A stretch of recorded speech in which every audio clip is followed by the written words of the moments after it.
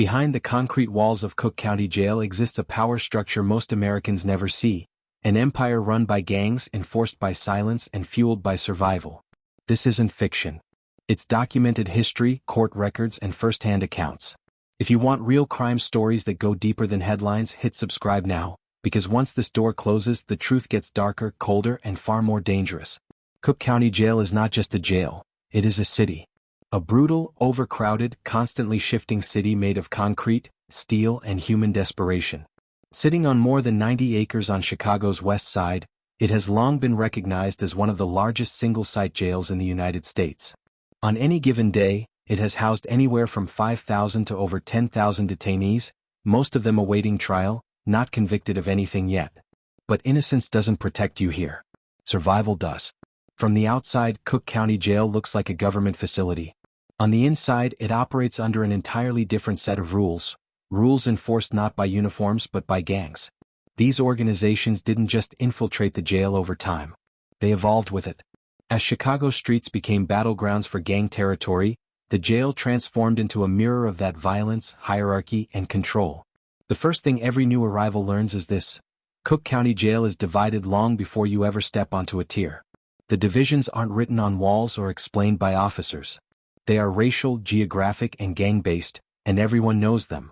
Black inmates, Latino inmates, white inmates, each group is separated not officially but practically. Within those racial lines are even deeper fractures controlled by gangs that have existed for decades. Among black inmates, organizations like the Gangster Disciples, Black Disciples, Vice Lords, and Mickey Cobras dominate the social order. Among Latino inmates, the Latin Kings, 2-6, Spanish Cobras, and other Chicago-based street gangs hold power. These aren't loose affiliations. These are structured organizations with leadership, rules, violations, and consequences. Cook County Jail didn't create these gangs, but it perfected them. By the 1980s and 1990s, law enforcement and court documents began acknowledging what inmates already knew. Gang leaders on the outside were still running operations on the inside. Jail wasn't a pause. It was a headquarters. Leaders who were locked up used runners, shorties, and trusted lieutenants to pass messages tier to tier. Notes, called kites, were smuggled through laundry, food trays, and even corrupt staff. Phones, despite being contraband, became command centers. The jail's sheer size made enforcement nearly impossible. Guards were outnumbered. Tiers were loud, chaotic, and tense. Violence could erupt in seconds. Sometimes over disrespect, sometimes over unpaid debts, sometimes just to send a message. In many cases, officers didn't stop fights. They waited for them to end. Federal investigations later confirmed what inmates had been saying for years.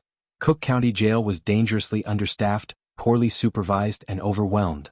A 2008 Department of Justice investigation found unconstitutional levels of violence, including inmate-on-inmate attacks and excessive force by staff. But even that report barely scratched the surface of the gang-controlled economy operating inside. Money ruled everything. Commissary items, ramen noodles, coffee, candy, became currency. A single pack of noodles could be worth protection, favors, or debt. Gangs controlled access to phones, bunks, and even showers. If you wanted peace, you paid. If you couldn't pay, you worked. If you refused both, you suffered. New inmates were tested immediately. Not with questions, but with pressure. Where you're from. Who you know. What block you claim. Lie and someone will check. Say nothing and silence itself becomes suspicious. Neutrality is rarely tolerated. You either belong or you become prey. And the most terrifying part? Many inmates didn't even realize they were stepping into this system until it was too late. County jail, unlike prison, moves fast. People are transferred, released, or sentenced constantly. That instability creates opportunity for gangs. New faces mean new recruits, new debts, new leverage. Cook County Jail became known among inmates nationwide as a place you don't want to sit for long. Not because of long sentences, but because of unpredictable violence. Fights weren't always personal. Sometimes they were strategic. A stabbing in one division could be retaliation for something that happened months earlier on the street. Jail wasn't separate from Chicago's gang war. It was one of its most important fronts. Leadership mattered. Every tier had shot callers, individuals who spoke for the gang. These men decided who ate, who fought, who was protected, and who was sacrificed. Disobeying an order didn't just affect you, it could put your entire race or gang at risk of retaliation. Yet despite all this, most of it remained invisible to the public. Mugshots, court dates, and statistics made the news. The internal power structure didn't. What happened behind those walls stayed there, protected by fear, loyalty, and the unspoken rule that talking gets you hurt. Cook County Jail wasn't just holding people. It was shaping them, training them, breaking them. And for many, it was the first step deeper into a criminal life they might never escape. Because once you understand how the empire works, you realize the jail doesn't just contain gangs. It feeds them. Power inside Cook County Jail does not come from size alone. It comes from reputation, history, and the willingness to enforce discipline without hesitation. On every tier, in every housing unit, there is someone who speaks with authority, and that authority is rarely questioned. These men are known informally as tier bosses, shot callers, or chiefs. Their power is not symbolic. It is operational. A tier boss is not elected. He emerges. Sometimes he is sent in deliberately by street leadership, already recognized as someone with rank. Other times he earns the position through violence, strategy, or longevity. Cook County Jail has always been transient. People come and go, but those who survive multiple stays learn how the system breathes. Experience is currency. Tier bosses act as intermediaries between gang leadership and the population. They relay orders, collect debts, settle disputes, and decide when violence is necessary. They also decide when it is not. Contrary to public perception, constant chaos is bad for business. Too much fighting brings lockdowns, searches, and federal attention. A skilled tier boss knows how to keep tension high enough to maintain control, but low enough to avoid intervention. Each gang operates within strict internal rules, many of which originated on the streets decades earlier. Violations are handled internally. If a member disrespects another gang member, steals, refuses an order, or cooperates with staff, the punishment is swift. It could mean a beating, a stabbing, or being forced into protective custody, which in jail culture is often viewed as a fate worse than injury. Race plays a central role in power enforcement. In Cook County Jail, racial unity is often enforced regardless of street rivalries. Black gangs may fight each other on the outside, but inside the jail, racial conflict with Latino gangs takes precedence. This uneasy truce between rivals is one of the jail's most dangerous dynamics. It only takes one incident to fracture it.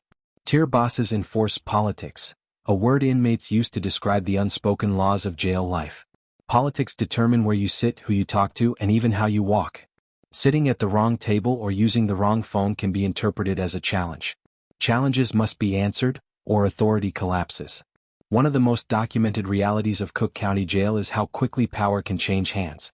If a tier boss shows weakness, fails to retaliate, or loses the respect of his people, he becomes vulnerable. Younger inmates looking to rise will test him. Sometimes subtly. Sometimes violently. A single unanswered act of disrespect can end a reign overnight. Violence, when ordered, is rarely random. Attacks are often planned around movement schedules, meal times, or court runs.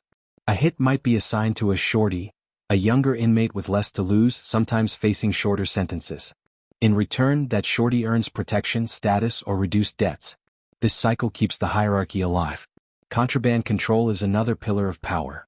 Tier bosses oversee the flow of illegal items, phones, drugs, tobacco, often with the help of compromised staff or visitors. Investigations over the years have shown that corruption inside Cook County Jail has been a persistent issue, with some officers smuggling items for money or under threat. A phone inside the jail is not just a luxury. It is a weapon. It allows coordination with the outside world, including street gangs still active in Chicago neighborhoods. Money doesn't exist physically inside the jail, but debt does. Commissary items are tracked mentally by enforcers. Miss a payment and interest accumulates, not in dollars but in pain. Some inmates are forced to rent their safety by working as lookouts, runners, or fighters. Others are pressured to have family members send money to accounts controlled by gang affiliates outside the jail. What makes Cook County Jail especially dangerous is that many detainees are pretrial. They haven't been convicted, and they may be released in weeks or months. But once they fall into debt or participate in violence, release doesn't end their involvement. Gangs remember favors. They remember debts. Freedom simply changes the location of enforcement. Tier bosses also act as negotiators with staff, informally. In some housing units, officers know who really controls the tier. They may communicate indirectly, asking leaders to calm things down before inspections or court visits. This unofficial cooperation has been acknowledged in lawsuits and testimonies, highlighting how deeply the gang structure has embedded itself into daily operations. The psychological control exerted by tier bosses is as powerful as physical violence. Inmates learn to watch their tone, their posture, their eye contact. Fear becomes routine. Silence becomes survival. And over time, that fear transforms into normalization. What once felt shocking becomes ordinary. Cook County Jail doesn't just house inmates. It organizes them. By the time someone understands who really runs their tier, they are already part of the system, whether they chose to be or not. And the tier bosses know something the public rarely considers. Jail is temporary, but loyalty is expected to be permanent. In Cook County Jail, race is not a social category, it is law. The moment an inmate enters general population, they are assigned an identity whether they want one or not. This identity dictates where they sleep, where they eat, who they speak to, and who they are expected to fight for. Refusing that identity is not viewed as individuality. It is viewed as defiance. The racial divisions inside the jail are rigid because they were forged through decades of violence. Chicago's long history of segregated neighborhoods and gang conflicts followed inmates directly into the jail. Over time, survival demanded unity along racial lines, even among sworn enemies from the streets. Inside Cook County Jail, a black inmate is expected to align with black inmates. A Latino inmate aligns with Latinos. White inmates, fewer in number, are often grouped together regardless of affiliation. These lines are enforced by violence, not ideology. The rules governing these divisions are rarely written, but they are universally understood. Sitting in the wrong area, using another group's phone, or even exchanging too much conversation across racial lines can be interpreted as disrespect or infiltration. Respect in this environment is everything. Once it is lost, retaliation becomes inevitable. Retaliation is not emotional, it is strategic. When a rule is broken, leadership must respond to preserve authority. Failure to retaliate invites further challenges, not just from rival groups but from within. This creates a cycle where even minor infractions can escalate into full-scale brawls involving dozens of inmates. One of the most dangerous aspects of this code is collective responsibility. If one inmate violates a rule, the retaliation may not be directed solely at them. Entire groups can be held accountable. A single disrespectful act by one person can lead to lockdowns, mass fights, and injuries that ripple through the entire housing unit. This collective punishment ensures internal policing. Inmates pressure each other to follow the rules because the consequences extend far beyond the individual. Cook County Jail has seen countless examples of racial flashpoints turning violent.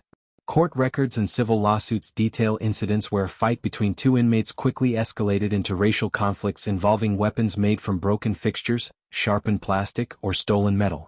These weapons, often called shanks, are crude but deadly. The presence of these weapons underscores how deeply inmates anticipate violence. It is planned for, not spontaneous. The code also governs interactions with staff. Talking too freely with officers, asking for protection, or filing grievances can label an inmate as a snitch. That label is one of the most dangerous inside the jail.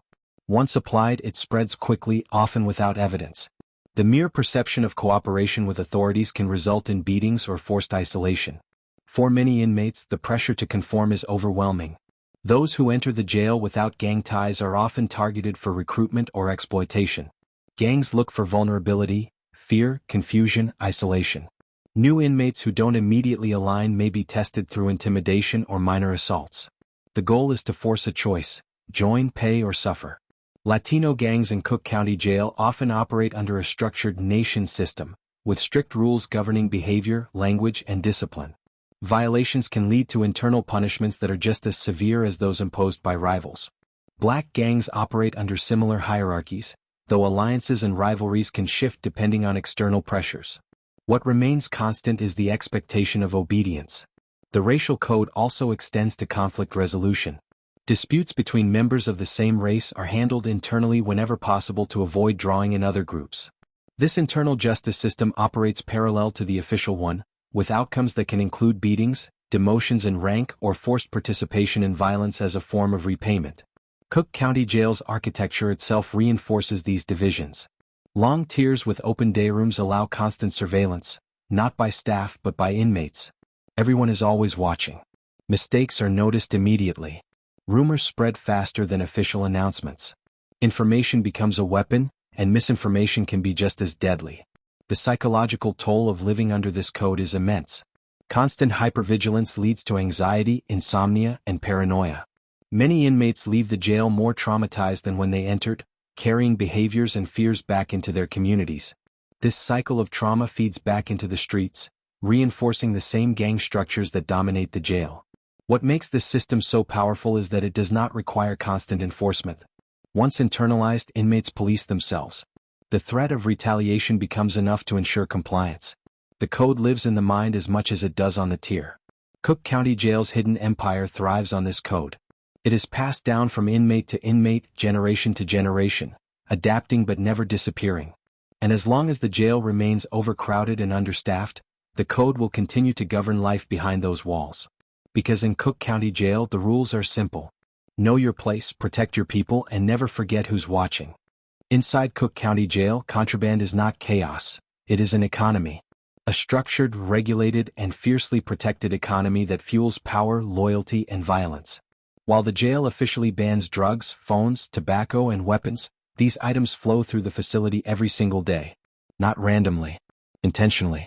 Contraband enters Cook County Jail through 3 primary channels: visitors, staff, and transfers. Over the years, multiple investigations and indictments have confirmed what inmates long claimed. Some correctional officers were bribed, coerced, or compromised into smuggling items inside.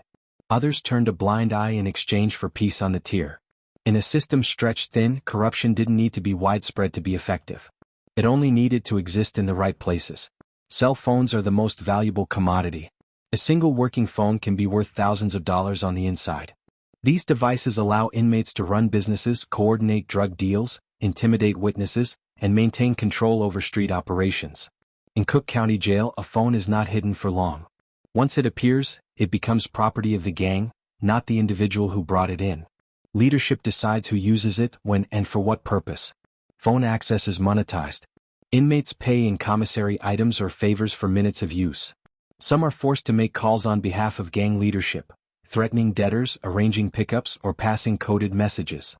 Federal wiretap cases have documented inmates orchestrating violent crimes from inside the jail, proving that incarceration did not sever their influence. It simply relocated it. Drugs are the second pillar of the contraband kingdom. Synthetic cannabinoids, prescription pills, and heroin have all circulated within Cook County Jail at various times. These substances are often smuggled in through soaked paper, clothing, or food. Drugs are sold at inflated prices, creating cycles of debt that trap users into long-term obligations. Addiction becomes leverage. Tobacco, despite being less dangerous, is still highly valued. A single cigarette can be broken into pieces and traded like currency. Coffee, ramen noodles, and candy bars are also used as payment. This barter system is so ingrained that some inmates leave the jail with better accounting skills than they entered with. Every transaction is tracked mentally by enforcers. Weapons, though less common, are the most tightly controlled. Shanks are often crafted from everyday items: plastic melted and sharpened, metal scraped from fixtures, or pieces stolen from maintenance tools. Possession of a weapon without authorization is a serious offense within gang politics. Unauthorized weapons suggest intent to challenge authority. Contraband control reinforces hierarchy. Those closest to leadership enjoy privileges: extra food, protection, access to phones. Those at the bottom perform labor: cleaning, cooking, standing lookout during searches. When lockdowns occur, contraband is hidden strategically, sometimes inside walls or ceilings, sometimes on inmates who are least likely to be searched. Cook County Jail's size makes thorough searches nearly impossible. Raids may recover some items, but they rarely dismantle the system. For every phone confiscated, another eventually appears. The demand never disappears, and where there is demand, supply follows. What makes this economy especially dangerous is how it connects the jail to the streets.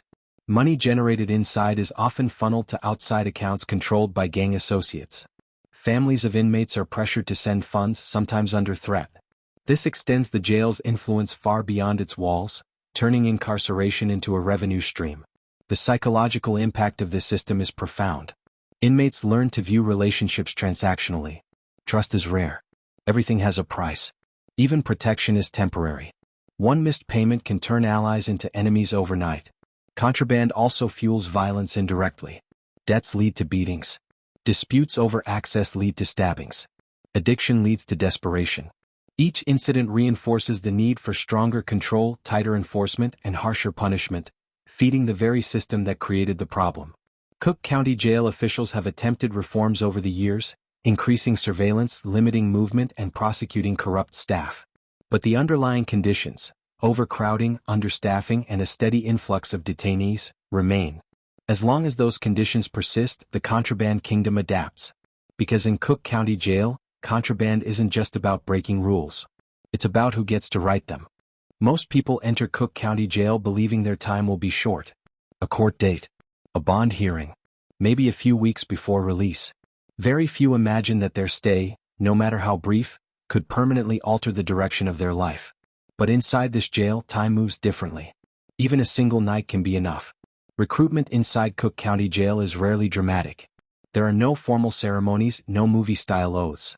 Instead, it is subtle, constant, and calculated. Gangs do not need to convince inmates that joining is beneficial.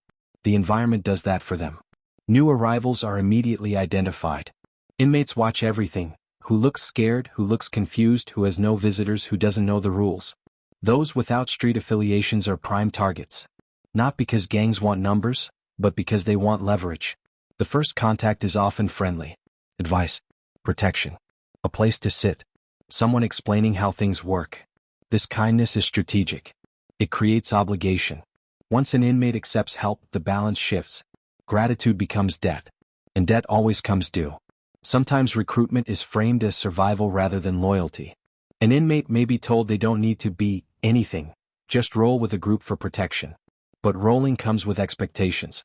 Standing with the group during conflicts, contributing commissary, running messages, making phone calls. Each task deepens involvement. Violence is rarely the first step, but it is always waiting. If an inmate hesitates or resists, pressure increases. Intimidation, threats, isolation. In some cases, orchestrated assaults designed to demonstrate what happens to those without protection. Afterward, the same group may offer safety, at a price. Younger inmates are especially vulnerable. Many arrive with minimal criminal history, unfamiliar with jail politics. Gangs exploit this inexperience, assigning them low-risk but high-consequence tasks. A fight, a threat, a delivery. These acts create records, not official ones but reputational ones. Once an inmate has acted on behalf of a gang, neutrality becomes impossible. Cook County Jail's revolving door population accelerates this process. Inmates are transferred between divisions, exposed to different groups, constantly re-evaluated. Each move is a new test. Those who refuse alignment repeatedly are seen as unpredictable, and unpredictability is dangerous. Recruitment also targets emotional needs: loneliness, fear, identity. Gangs provide structure in a place designed to strip it away. They offer belonging in an environment built on isolation. For some inmates, this sense of purpose is intoxicating.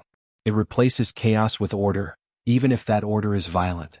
Court records have shown that some inmates join gangs inside Cook County Jail and emerge with deeper involvement than those who grew up in gang neighborhoods. Jail becomes a networking hub. Connections made inside can lead to opportunities, or obligations, on the outside. Release does not end the relationship. It activates it. Families often unknowingly contribute to this process. When they send money or commissary at the request of their loved one, they may be funding gang operations. In some cases, families are contacted directly by gang associates, pressured to continue payments. The inmate becomes a conduit. The most tragic aspect of jail recruitment is how it blurs moral boundaries. Inmates justify actions as necessary for survival. Lines are crossed incrementally. What once felt unthinkable becomes routine. By the time an inmate realizes how deep they are, escape feels impossible. Cook County Jail does not require gangs to recruit aggressively. The environment recruits for them. Overcrowding, fear, and uncertainty do the work. Gangs simply provide the framework. And once someone has been absorbed into that framework, leaving is far more dangerous than joining. Because inside Cook County Jail, innocence is not protected. It is consumed. Correctional officers inside Cook County Jail wear the uniform of authority, but authority in this environment is rarely absolute. The reality of daily life inside the jail exists in a gray area, one shaped by understaffing, fear, exhaustion, and compromise. This is where the official system and the hidden empire collide. Cook County Jail has long struggled with staffing shortages. On many tiers, a single officer may be responsible for supervising dozens, sometimes hundreds, of inmates. In these conditions, total control is impossible. Officers know this. Inmates know this. and gangs exploit it. Most officers enter the job with the intention of enforcing rules. Over time, many learn that strict enforcement can make them targets. Constant confrontation increases risk. In an environment where backup may be minutes away, or longer, survival often means choosing which battles to fight. This reality creates informal understandings. Officers learn who the shot callers are. They learn which inmates can calm a tear and which ones ignite it. In some cases, officers communicate indirectly with gang leadership, asking for cooperation to prevent violence. This is not officially sanctioned, but it is widely acknowledged in lawsuits, testimonies, and internal investigations. Silence becomes a survival tool for staff as much as inmates. Reporting misconduct, whether by inmates or fellow officers, can carry consequences. Whistleblowers have described retaliation, isolation, and career stagnation. The culture of silence protects the institution, but it also protects abuse. Corruption, while not universal, has been documented repeatedly. Officers have been arrested for smuggling phones, drugs, and weapons. Others have been accused of using excessive force or failing to intervene during assaults. Each incident erodes trust and reinforces the gang narrative. The jail is not controlled by rules but by power. Inmates quickly learn which officers can be manipulated and which cannot. Respectful relationships are cultivated strategically. Some officers are tested, offered favors, information, or peace in exchange for leniency. Others are antagonized deliberately to provoke reactions that can be exploited. The line between order and chaos is thin. Officers may allow minor rule-breaking, extra time out of cells, unauthorized seating, to maintain calm. These small concessions can prevent larger conflicts. But they also signal that rules are negotiable, reinforcing the gang-controlled system.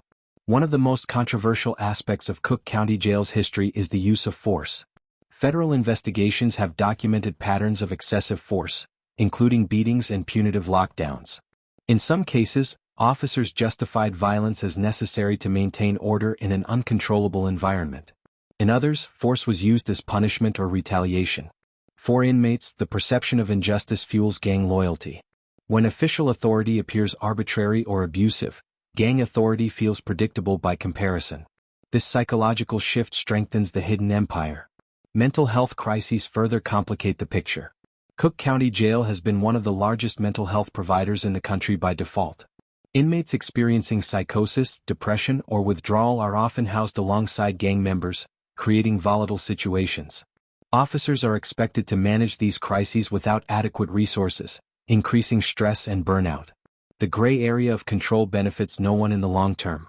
Officers operate under constant tension. Inmates live under constant threat. Gangs fill the vacuum left by institutional failure.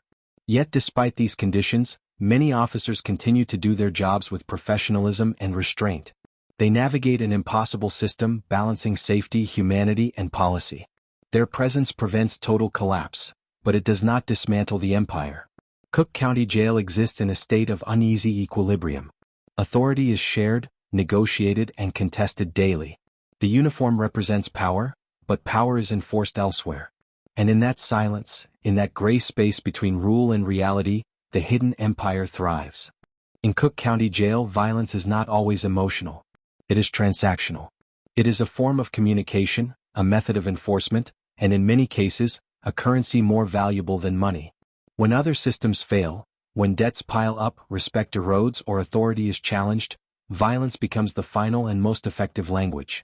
Fights inside the jail are rarely spontaneous. Most are the result of decisions made quietly, sometimes days in advance. A debt unpaid. An order ignored. A sign of weakness observed. Leadership weighs the options and decides whether an example needs to be made. When it does, the outcome is almost never subtle. Violence serves multiple purposes at once. It punishes the individual. It warns others. It reinforces hierarchy. A single beating can stabilize a tier more effectively than weeks of threats. In this way, blood replaces negotiation. One of the most disturbing realities of Cook County Jail is how normalized this violence becomes. Inmates speak about assaults with the same tone used to discuss meals or court dates.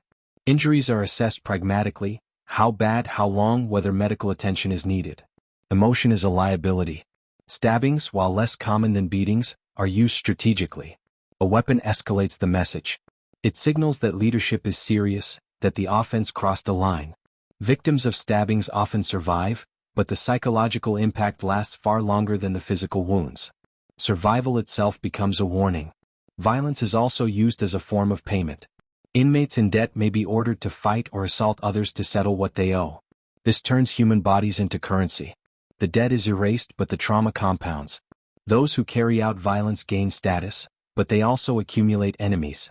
Group violence is especially powerful. Racial fights, in particular, send messages that ripple through the entire facility. These conflicts often result in lockdowns, restricting movement and communication. While lockdowns are officially a security measure, they can also serve gang interests, disrupting rival operations and resetting control. The tools of violence are improvised but effective. Shanks are hidden in shoes, mattresses, or body cavities. Locks and socks become bludgeons. Even fists, when used by multiple attackers, can be lethal. The creativity involved is a testament to how deeply violence is embedded in daily life. What makes this system self-sustaining is the absence of alternatives. Official grievance processes are slow, risky, and often ineffective.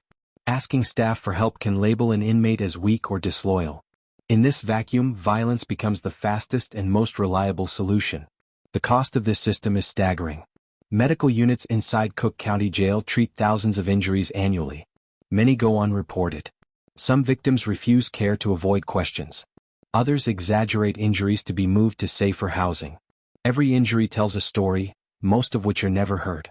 Violence also reshapes identity. Inmates who commit acts of brutality often rationalize their actions as necessary.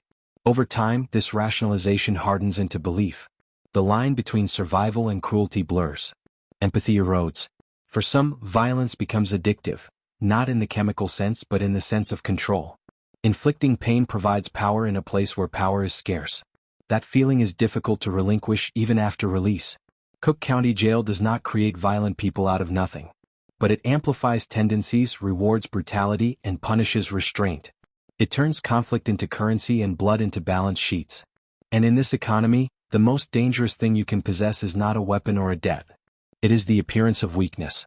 Cook County Jail is not only one of the largest jails in America, it is also one of the largest mental health institutions in the country. This is not by design but by default. As mental health facilities closed across Illinois and the nation, jails became the final destination for those society failed to treat. Inside Cook County Jail, this reality collides violently with gang politics. Thousands of detainees enter the jail each year suffering from schizophrenia, bipolar disorder, severe depression, PTSD, or substance-induced psychosis. Many arrive in crisis. Others deteriorate rapidly once inside. The environment, constant noise, confinement, and threat, acts as a pressure cooker for already fragile minds. For inmates struggling with mental illness, navigating jail politics is nearly impossible. The unspoken rules that govern survival require emotional control, social awareness, and quick adaptation. Mental illness strips those defenses away. These inmates often violate rules without understanding them, talking to the wrong people, sitting in the wrong places, reacting unpredictably. Each misstep increases their risk. Gangs view mental illness pragmatically. Some individuals are avoided, seen as liabilities who attract unwanted attention. Others are exploited. Mentally ill inmates may be pressured into holding contraband, taking blame for violations, or absorbing violence meant for someone else. Their vulnerability becomes a resource. Isolation is frequently used as a solution, both officially and unofficially. Inmates who cannot function in general population are placed in segregation or protective custody. While this may reduce immediate danger, it introduces a different kind of harm. Extended isolation has been shown to worsen mental health symptoms, increase suicidal ideation, and erode cognitive function. Cook County Jail has faced numerous lawsuits over the treatment of mentally ill inmates, particularly regarding suicide prevention. Cells designed for observation often become places of despair. Despite reforms and consent decrees, tragedies continue. Each death becomes a statistic, but inside the jail it becomes a warning. The breaking point varies from person to person. For some, it is violence. For others, withdrawal. Many stop speaking. Some begin self-harm. These behaviors are often misunderstood as manipulation or defiance rather than cries for help. Officers, already stretched thin, are not mental health professionals. They are asked to manage crises with limited training and resources. This leads to frustration on both sides. Force may be used where care is needed. Punishment may replace treatment. The intersection of mental illness and gang control creates a uniquely dangerous dynamic. Gangs enforce order through fear and discipline. Mental illness disrupts that order. The result is often violent correction, beatings intended to force compliance. These incidents are rarely reported accurately. For inmates without mental illness, the constant exposure to psychological distress takes its own toll. Hearing screams, witnessing self-harm, and living under constant threat reshapes the brain. Hypervigilance becomes permanent. Emotional numbness sets in. Release does not end this damage. Many leave Cook County Jail with untreated trauma, exacerbated conditions, and a deep mistrust of authority. Without support, they return to the same environments that led them there, often with fewer coping tools than before. Cook County Jail was never meant to be a mental health institution, but it has become one of the most consequential in the nation. The hidden empire thrives in this dysfunction, filling gaps with control rather than care. And for those who reach their breaking point inside these walls, survival is no longer about strength. It is about enduring the unendurable. Release day in Cook County Jail is supposed to represent freedom. Paperwork signed. Property returned. A door finally opening outward instead of inward. But for many, release is not an ending, it is a transfer. The influence of the jail does not stop at the gate. It follows. By the time an inmate is released, their social identity has often been rewritten.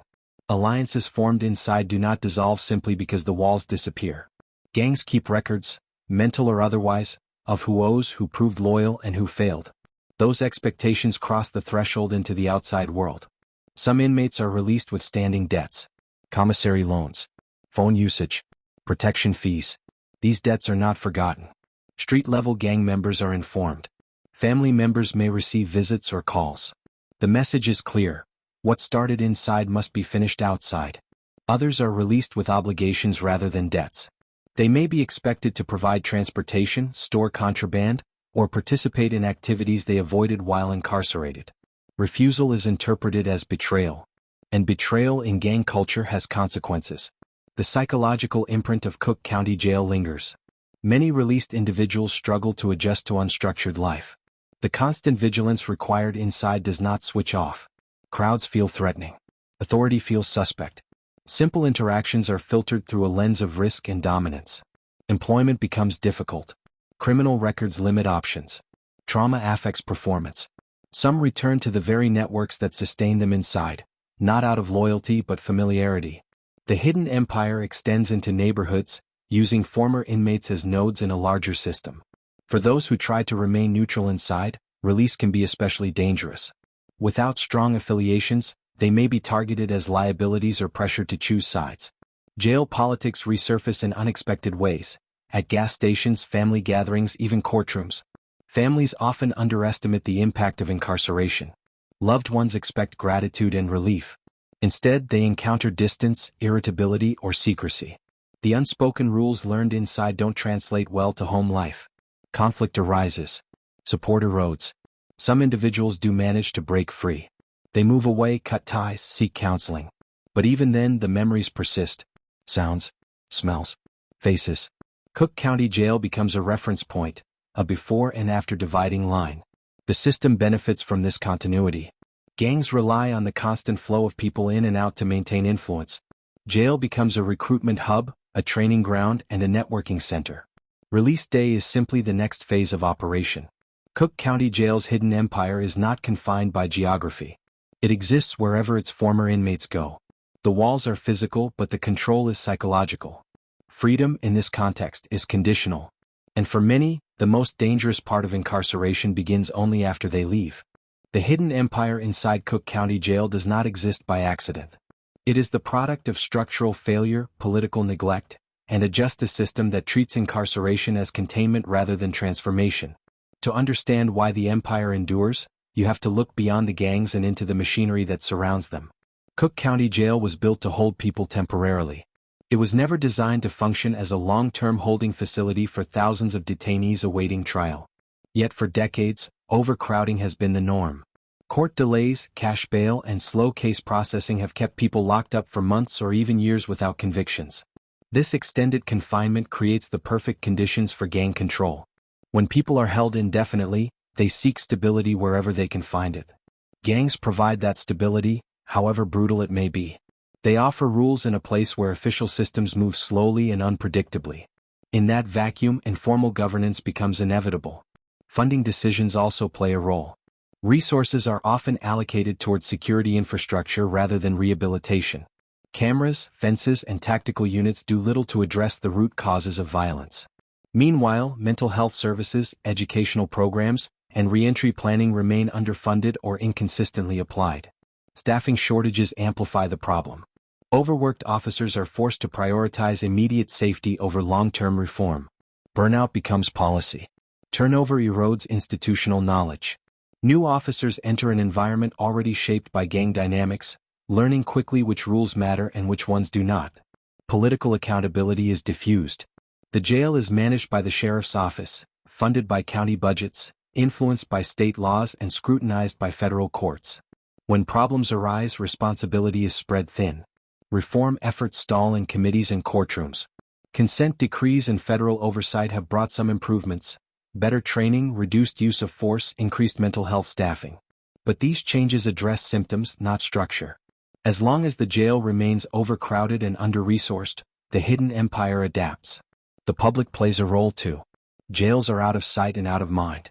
Stories of violence rarely make headlines unless they involve deaths or lawsuits. Inmates are often viewed as statistics rather than people. This indifference allows dysfunction to persist. What makes Cook County Jail especially significant is its scale. It is not an outlier, it is a magnifier. The dynamics seen here exist in jails across the country, but on a smaller stage. Cook County simply reveals what happens when those dynamics are allowed to grow unchecked. The empire endures because it serves a function. It maintains order in a system that struggles to do so. It fills gaps left by policy failures. It thrives on neglect. Breaking this cycle would require more than crackdowns. It would require faster courts, mental health investment, community-based alternatives, and a fundamental shift in how society views pretrial detention. These changes are difficult, expensive, and politically risky. So the empire remains. Behind concrete walls. Beyond public view. Shaping lives quietly and efficiently. Cook County Jail is not just a place, it is a warning. And until the system changes, the hidden empire will continue to grow, unseen but undefeated. For every secret that stays buried inside Cook County Jail, a few manage to escape. Not through official channels or press conferences, but through survivors, men and women who lived inside the hidden empire and lived long enough to speak about it. Their stories form the cracks in the concrete. Survivors are not always heroes. Many participated in the very system they now describe. Some enforced rules. Some carried out violence. Others paid for protection or remained silent to survive.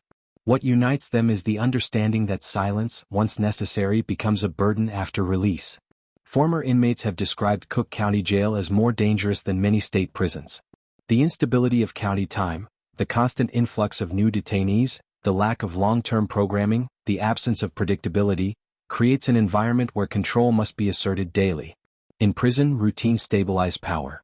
In jail, power must be constantly defended. Whistleblowers inside the staff ranks have also played a role in exposing conditions. Lawsuits, federal investigations, and media reports have relied on testimony from officers who broke the code of silence. Their accounts describe being ordered to work under staff tiers, discouraged from reporting assaults, and pressured to conform to informal practices that prioritized calm over legality. These stories often come at great cost. Whistleblowers have reported retaliation, isolation, and threats. Some left the profession entirely. Their experiences underscore how deeply the culture of silence runs, not just among inmates but among those tasked with overseeing them. Civil rights attorneys have used survivor testimony to challenge unconstitutional conditions. Court filings reveal patterns: delayed medical care, excessive force, failure to protect vulnerable inmates. Each case adds another data point to a larger picture, one that cannot be dismissed as isolated incidents. Journalists who gained access to Cook County Jail have described an atmosphere of controlled chaos. Interviews with inmates are conducted under watchful eyes. Questions are measured. Answers are coded. Even outside the walls, fear persists. Some former inmates refuse to use their real names, worried about retaliation. One recurring theme in survivor accounts is regret, not just for crimes committed, but for what incarceration turned them into. Many describe losing empathy, trust, and a sense of self. Relearning how to exist outside the code is often harder than surviving it. These stories challenge the narrative that jail is merely a holding space. They reveal it as a formative environment, one that shapes behavior, relationships, and futures. Ignoring these stories allows the cycle to continue unexamined. The hidden empire relies on invisibility. Every story told threatens that invisibility. Each testimony forces the public to confront what happens in their name, with their tax dollars, under their laws. Cook County Jail's secrets are not completely hidden. They are whispered, documented, and occasionally shouted. The question is whether anyone is willing to listen long enough to demand change. Because once the stories escape the walls, they cannot be locked up again. The question facing Cook County Jail is not whether the hidden empire exists. That has been established through decades of testimony, investigations, and lived experience. The real question is whether it can be broken, or whether it has become too deeply embedded to dismantle. Reform efforts have come in waves. Federal oversight forced changes in use of force policies, mental health staffing, and suicide prevention protocols. Cash bail reform in Illinois reduced the number of people held pretrial, temporarily shrinking the jail population. These shifts mattered. They saved lives. But they did not erase the underlying power structures. Gangs adapt faster than institutions. When populations shrink, recruitment becomes more targeted. When movement is restricted, communication becomes more creative. The empire does not disappear, it compresses. Resistance exists on multiple levels. Some inmates refuse to participate, accepting isolation over involvement. Some officers enforce rules consistently, rejecting informal arrangements. Advocates push for alternatives to incarceration, arguing that the best way to reduce jail violence is to reduce the jail population itself. The most promising reforms focus on prevention rather than punishment. Faster court processing reduces idle time. Expanded mental health services address crises before they escalate. Education and job training provide alternatives to gang identity. These approaches weaken the empire by reducing its pool of recruits. But reform faces opposition. Change is expensive.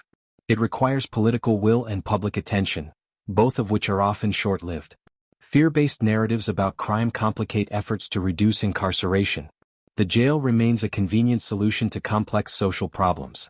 The future of Cook County Jail will be shaped by choices made outside its walls.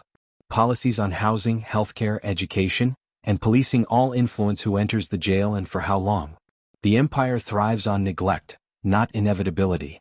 Breaking it would require acknowledging uncomfortable truths, that jail can make people more dangerous, that punishment alone does not create safety, and that ignoring conditions behind bars does not insulate society from their consequences.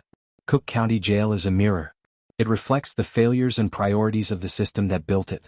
The hidden empire inside is not separate from the outside world, it is a product of it. Whether that empire continues to grow or begins to crumble depends on what happens next. Because the walls may be thick, but they are not impenetrable. And the future, unlike the past, has not yet been locked in. Cook County Jail is often described as a failure of management, a failure of funding, or a failure of political will. But those explanations, while accurate, are incomplete. The jail is not just a broken institution. It is a reflection. A concentrated version of forces that exist far beyond its walls. To understand Cook County Jail is to confront uncomfortable truths about how America defines justice, punishment, and human worth. At its core, the jail exposes a contradiction. It is designed to hold people presumed innocent under the law, yet it subjects them to conditions more violent and psychologically damaging than many prisons. This contradiction is not accidental. It is the result of a system that prioritizes speed and containment over fairness and care. People are processed, not prepared. Stored, not stabilized. The hidden empire inside Cook County Jail thrives because it answers needs the system ignores. It provides structure where chaos reigns. It offers protection where safety is inconsistent. It creates order where official authority is overstretched. That does not make the empire just, but it makes it functional. And systems that function, even brutally, are hard to dismantle. America's reliance on jails as default solutions to social problems is central to this reckoning. Mental illness, addiction, poverty, homelessness, issues that require long-term investment, are routinely managed through short-term confinement. Cook County Jail absorbs the consequences of these failures daily. The empire inside grows stronger with every untreated crisis that passes through intake. There is also the question of visibility. Prisons are often discussed. Jails are not. Prisons house the convicted. Jails hold the accused. This distinction matters, yet it is rarely emphasized in public discourse. The suffering of jail detainees is easier to ignore because it is framed as temporary, despite evidence that even brief exposure can have lifelong consequences. The racial dynamics inside Cook County Jail mirror those outside. Segregation, inequality, and historical violence shape interactions behind bars just as they do on the streets. The jail does not invent these divisions, it intensifies them. In doing so, it reveals how deeply embedded they are in American life. Cook County Jail also challenges the idea that violence is an aberration rather than a byproduct. When people are confined in overcrowded, under-resourced spaces with little hope or clarity, violence becomes predictable.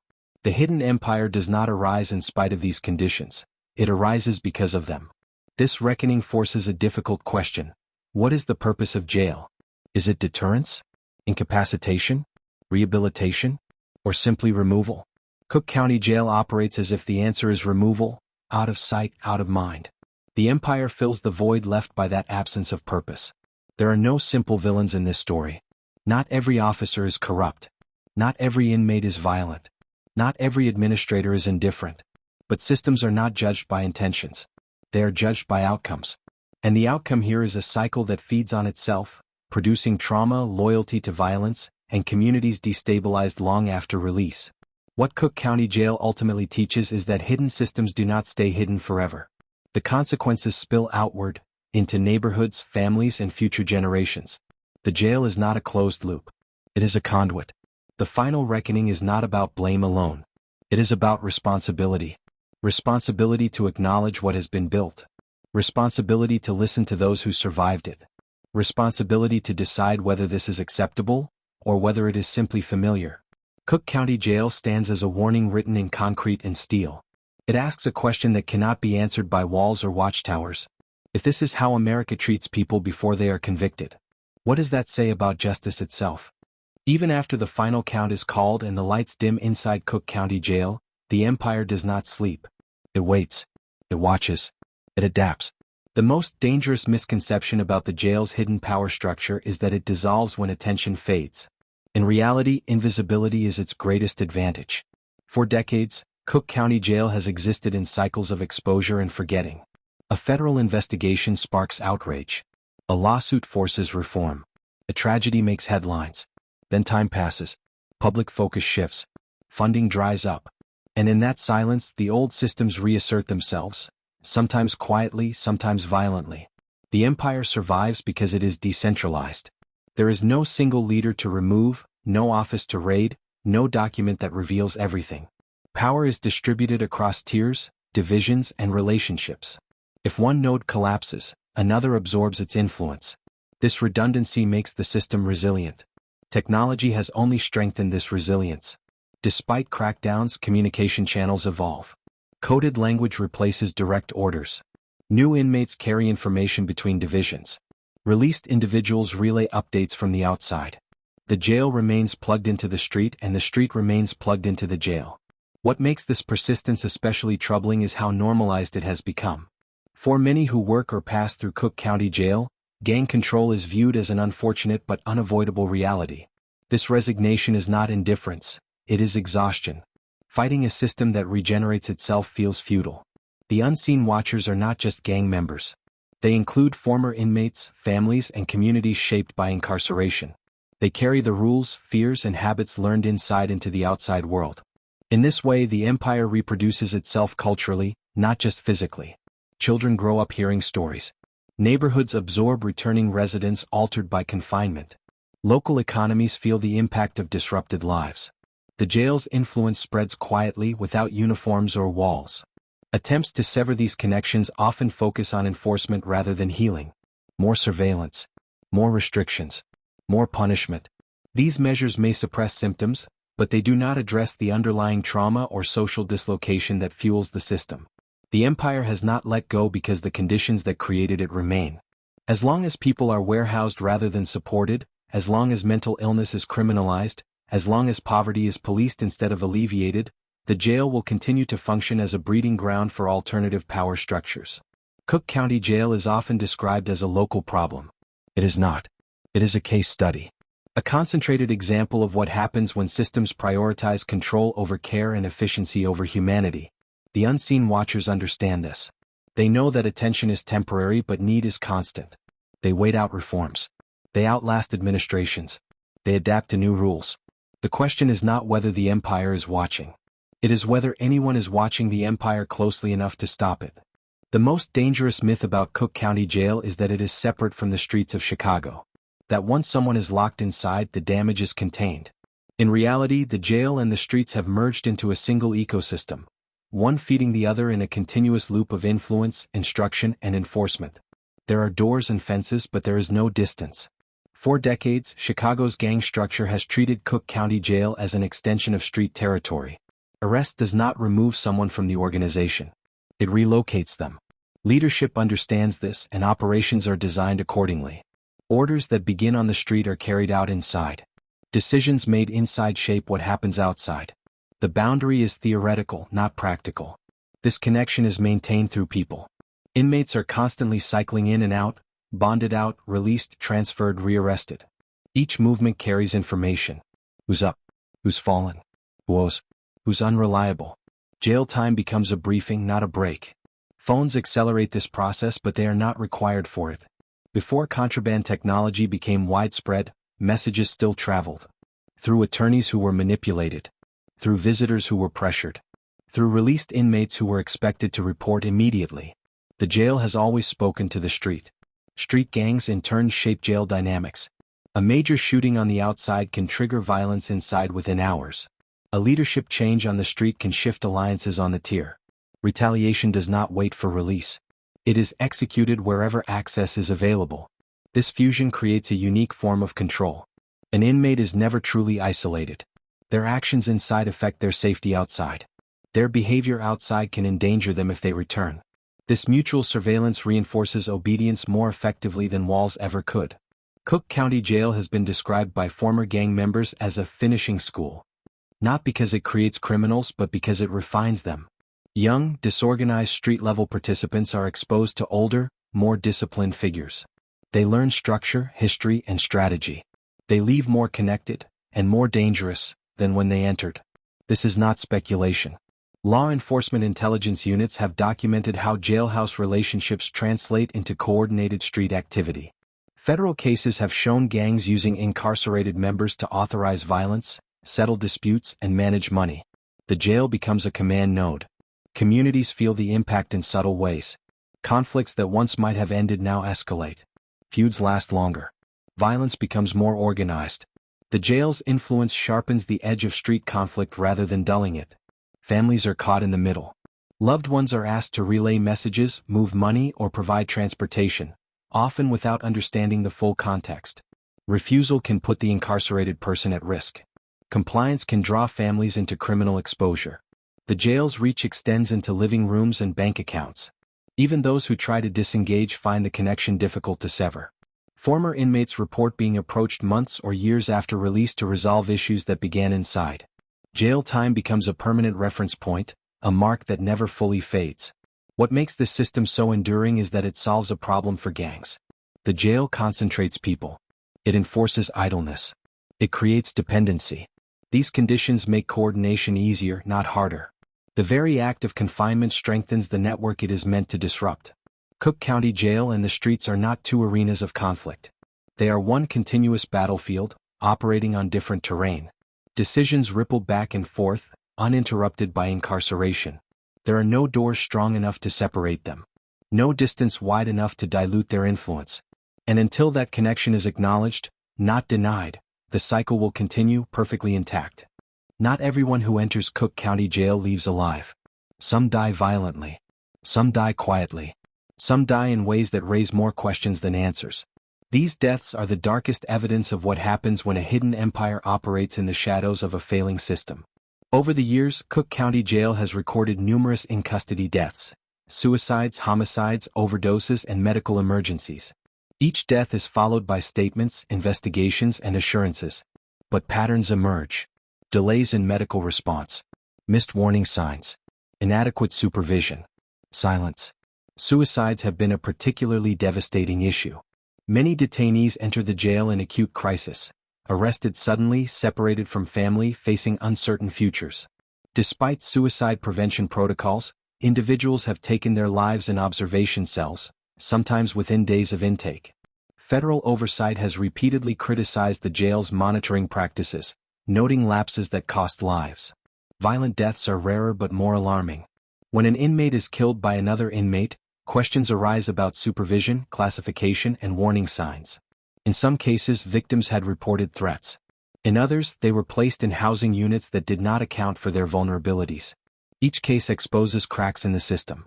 Overdoses point to the reach of contraband. Drugs entering the jail are not abstract, they are lethal. Synthetic substances, especially, have caused sudden deaths. These incidents challenge claims of effective security and raise concerns about corruption and oversight. Then there are the deaths that blur categories. Medical emergencies dismissed as exaggeration. Mental health crises treated as defiance. Individuals restrained or isolated until it is too late. Lawsuits have alleged excessive force leading to fatal outcomes. Each case becomes a battle of narratives. Families often struggle for answers.